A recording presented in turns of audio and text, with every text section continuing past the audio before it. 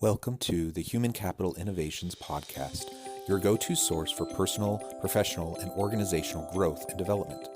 We hope you tune in often for all things people management, organizational development and change, organizational leadership, and social impact related. Maximize your personal and organizational potential with Human Capital Innovations Podcast.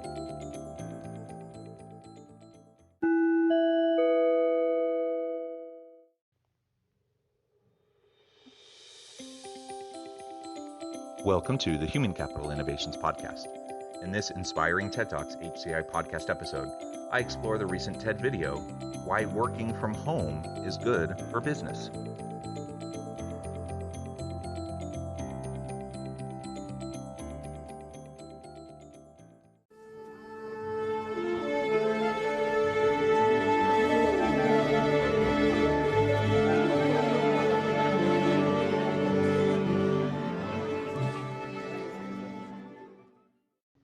Welcome back to the Human Capital Innovations Podcast. It's great to be with you again today for this inspiring TED Talks HCI podcast episode. Today I'll be exploring the recent TED video, Why Working from Home is Good for Business. As popularity of remote working continues to spread, workers today can collaborate across cities, countries, and even multiple time zones. How does this change office dynamics? And how can we make sure that all employees, both at headquarters and at home, feel connected? Matt Mullenweg, co-founder of WordPress and CEO of Automatic, which has a 100% distributed workforce, shares his secrets. Thanks for joining me, and I'll catch you on the flip side of this first clip. The basic problem with working in an office is you're just not in control of your work environment. Howdy, my name is Matt, and I'm the CEO of Automatic, the company behind WordPress.com, Jetpack, and WooCommerce. We're coming up on over 800 employees, and they live everywhere, from California to Alabama, Mississippi, to where I live in Texas. They're also in 67 countries: Canada, Mexico, India, New Zealand. Some of them choose not even to have a home base. They're nomads. Whether they're in RVs or traveling through Airbnbs, they're in new places every day, week, or month. As long as they can find good Wi-Fi, we don't care where they are. I love in this introduction how he lays out how his company, Automatic, is a 100% distributed workforce. They work all over the place in so many different cities and countries, even with digital nomads who are just wandering around. As long as they have Wi-Fi connection, they're fine. And he asked the question at the end, why should it matter? If they have good Wi-Fi, if they can connect, then why should it matter? And that is a really, really good question. I think the pandemic has shown that we can work remotely effectively, much more than people thought previously. And so many organizations, while they had to pivot to a remote workforce or a distributed workforce model, many organizations now, as we're coming out of the pandemic, are thinking about shifting back or to some sort of a hybrid arrangement that's still predominantly in person with some remote flexibility. The question is, what is the problem with remote or distributed workforce? Can we benefit from that? And is it helpful to organizations and to the people within organizations to have that opportunity? I like how he frames it at the very beginning. It's a matter of giving people the opportunity to control their work environment. And that can be very powerful. It's a powerful motivation for many individuals. And that's something that's been reinforced by a lot of the research I've done. And many other people have done similar research to demonstrate this over and over and over again. Our focus on distributed work wasn't something that happened accidentally. It was a conscious choice from the very beginning. In fact, you'll probably notice I don't use the word remote because it sets up the expectation. There are some people that are essential, some that aren't. I use the word distributed to describe what we do, where everyone is on an equal playing field. I think a distributed workforce is the most effective way to build a company. The key is that you have to approach it consciously. When we started WordPress, many of the first 20 hires were people who I'd never met in person, but we'd already collaborated online, sometimes for years. I wanted to continue that as the company grew for one simple reason. I believe that talent and intelligence are equally distributed throughout the world, but opportunity is not. I agree with what he says there at the end, that talent, competencies, and capabilities are relatively distributed across the world, but opportunity is not. And so if we are only hiring for an in-office environment, that restricts us to people within our geographic location. But when we utilize a distributed workforce model, all of a sudden we have the opportunity to hire from all over the place. And that's a tremendous opportunity, particularly in a tight labor market. The other thing that he mentioned at the very beginning of this clip is just how important it is to be deliberate and thoughtful about how you set up your remote work or distributed work environment and expectations for your people. And at WordPress, at Automatic, from the very beginning, they made that decision that they were going to be completely distributed. He likes the term distributed because it doesn't have the implication that some people are more important than others, that essential workers are together in the office while the tangential workers work remotely. He got rid of that, and he believes that it's the best model for building a business. Now, that can be argued, and many people believe strongly in the value of having people together in person, but I think the example of Automatic is a really good example that challenges that notion. Now, certainly, if that's what someone wants to do, that's great, but what they did at Automatic is something that's very scalable because you don't have all of the fixed costs associated with office space. You have the ability to tap into a broader labor market with skills and abilities from all over the place. And ultimately, you just don't have some of those same constraints and restrictions that often are very difficult for new businesses starting off right from the beginning.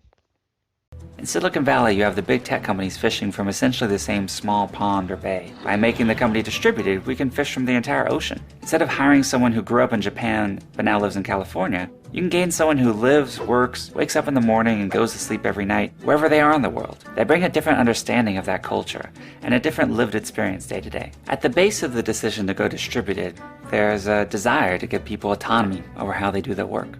Unless you're in a role where specific hours are important, you can make your own schedule. Everyone can have a corner office. They can have their windows. They can have the food they want to eat. You can choose when there's music and when there's silence. You can choose what temperature the room should be. You can choose to save the time you'd spend commuting every day and put that into other things that are more important to you.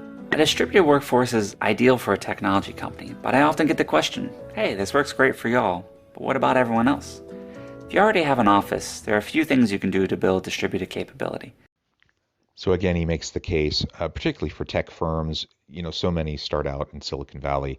It's an incredibly expensive place, and it's hyper competitive in terms of getting the technical expertise in your human capital in the organization. So it's a really small pool of people, and every company is fighting over the same people.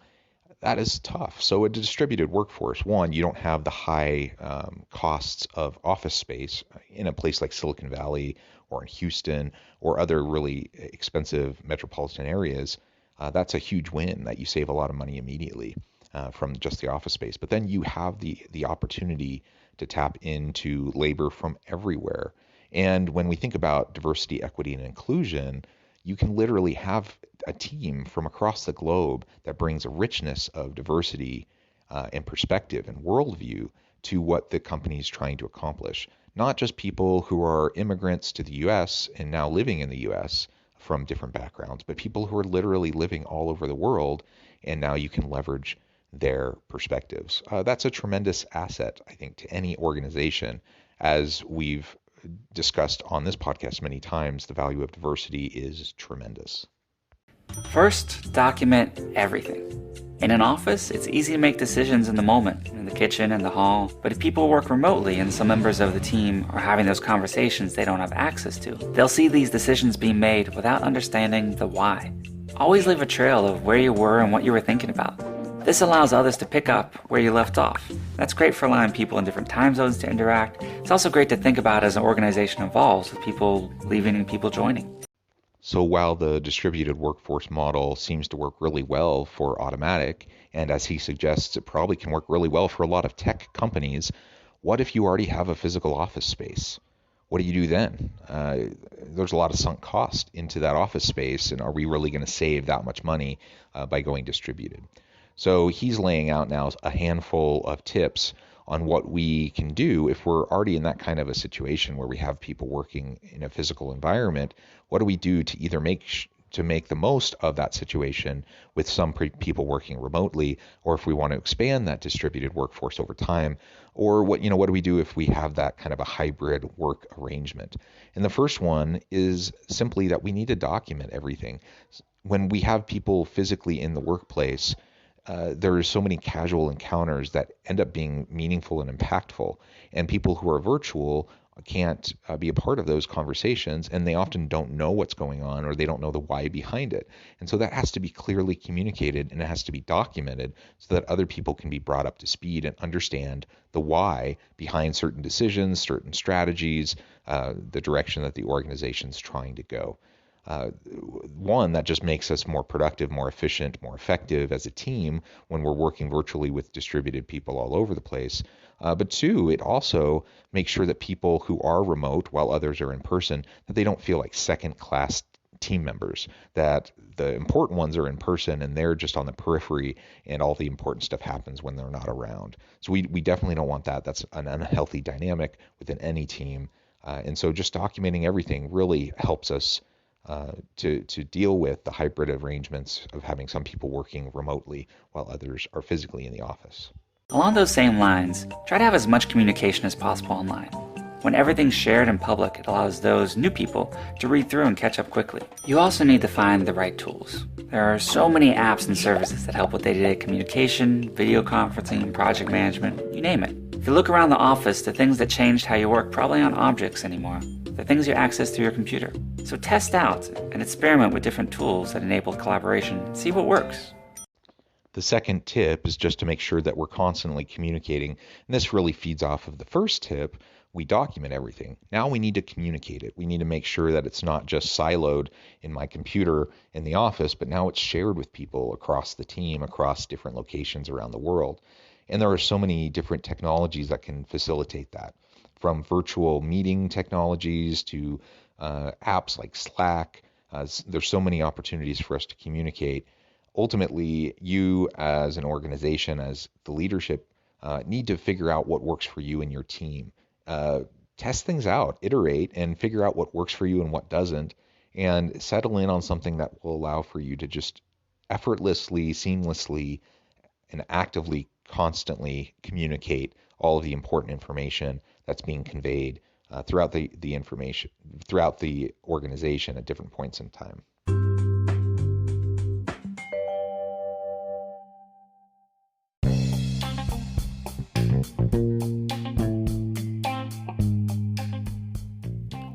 I'm excited to announce the publication of my new book from HCI Press, The Alchemy of Truly Remarkable Leadership: Ordinary, Everyday Actions that Produce Extraordinary Results. Consider how the nature of work has shifted over the past 50 years. With increased globalization, rapid technological advancement, and the shift in economic composition, the average job of today looks very different than the average job of 50 years ago. What will the jobs and organizations of tomorrow look like? Moreover, what does this all mean for organizational leaders? What are the core competencies and capabilities of organizations and their leadership that are prepared for continued disruption and geopolitical and socioeconomic shifts? Regardless of what the future holds, increasingly, leaders need to be socially minded, data-driven, decisive, champions of talent, and disruptors of the traditional notions of leadership, teams, organizations, and work. The Alchemy of Truly Remarkable Leadership will help you to explore your own leadership competencies and capabilities and consider ways to apply and implement them into your workplace and personal life.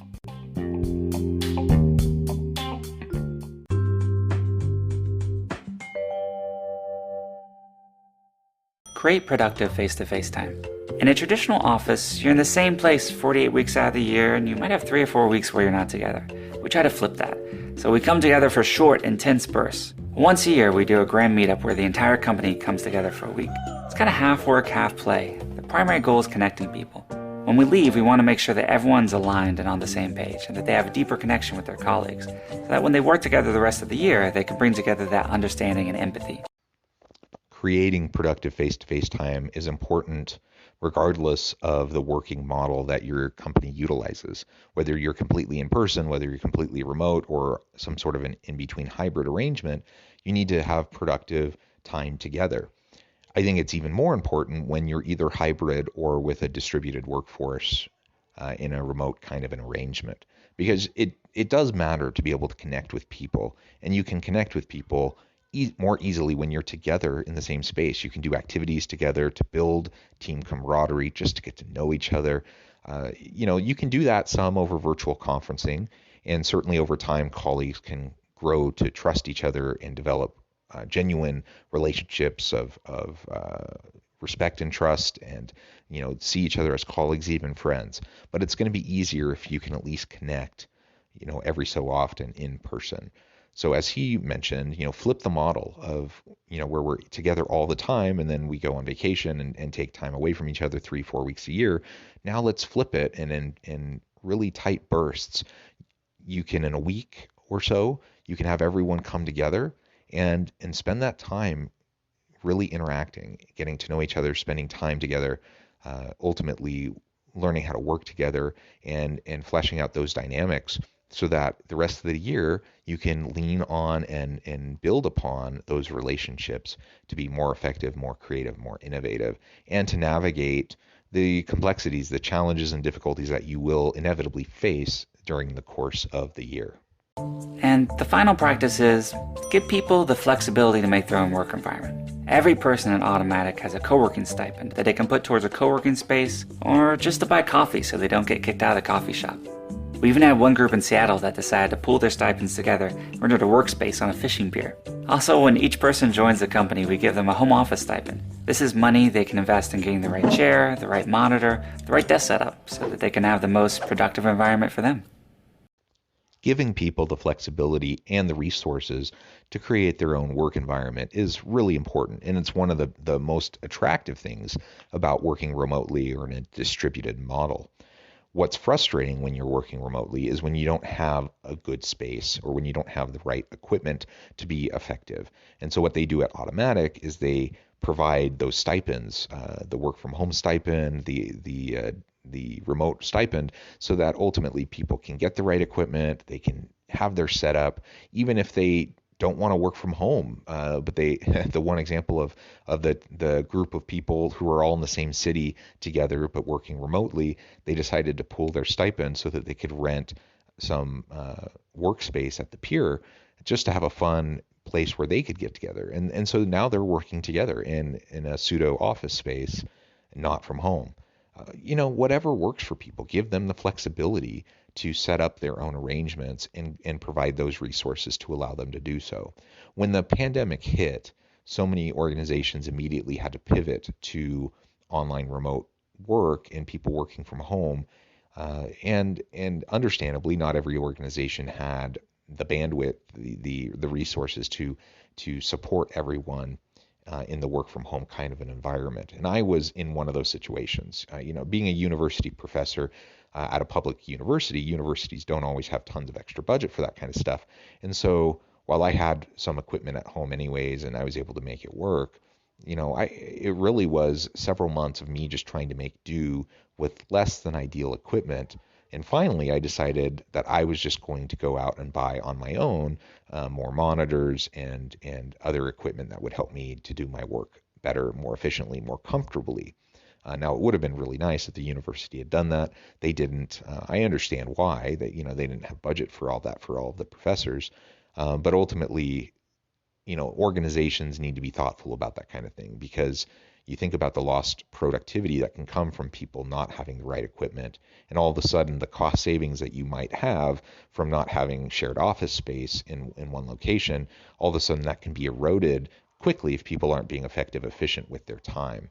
And it's a small fraction of the office space cost to just give people the opportunity to have good equipment at home, and to provide those stipends, like he said, that they do, just, to get coffee, get a meal, just to have a comfortable office space. You're not spending that money on the physical office anyways, so you might as well go for it.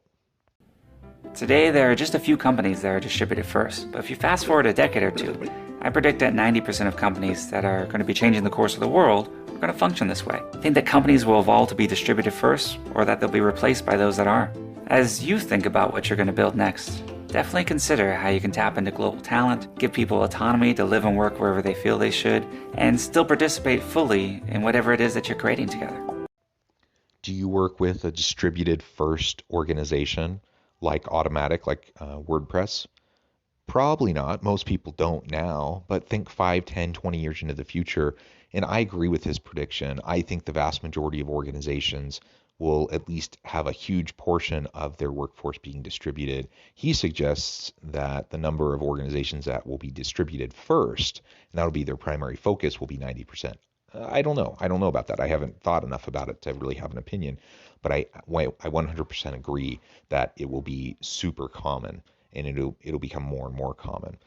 So organizations need to be thinking about the policies, practices, the structures that could be in place to allow for the distributed workforce to manage things effectively. Some organizations have policies, for example, that you have to live in the metropolitan area where the organization is. They don't even want to allow out-of-state employees in their business for a variety of reasons. Whatever those reasons are, though, in the new world of work, I don't think they're particularly salient or relevant reasons, not enough to bypass the benefits of having a global talent pool where you can literally get the best people from anywhere in the world to work for your organization. And as other organizations start to do that more and more, we're going to see even a more hyper competition for global talent, particularly for really technical fields, that it's going to be really challenging for organizations to get good people because any good person can be picked off by any organization anywhere in the world as we go into the future. So let's think about digital transformation. Let's think about distributed first models. Certainly, let's think about hybrid models. And following his tips can help us to make that transition and to do it more seamlessly. I really appreciate his insights. I appreciate the example of Automatic and WordPress and what they've been able to do. I've seen other examples of companies doing the same thing where they've been distributed first, and it's worked really well, and long before the pandemic even hit. Now, of course, more organizations who were physical locations, physical workforce, now they've even transitioned and said, you know what, you can work remotely for an indeterminate amount of time. I think that's the new normal. That's what we need to really learn how to adapt to. And if we can, we'll be better positioned to continue to attract and retain top talent, to bring value to the market, and ultimately maintain our competitive advantage in a hyper-competitive global marketplace. Thanks for joining me for this episode of the Human Capital Innovations Podcast. As always, I hope you stay healthy and safe, that you can find meaning and purpose at work each and every day, and I hope you have a great week.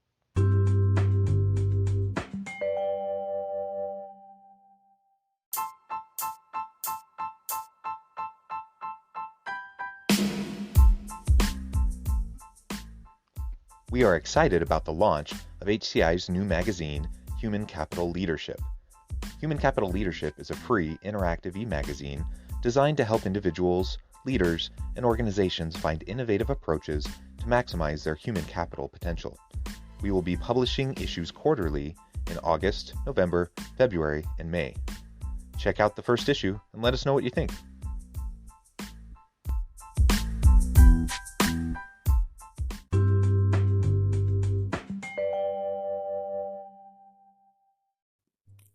Thanks again for joining us for this episode of the Human Capital Innovations Podcast. I hope you stay healthy and safe and that you have a great week.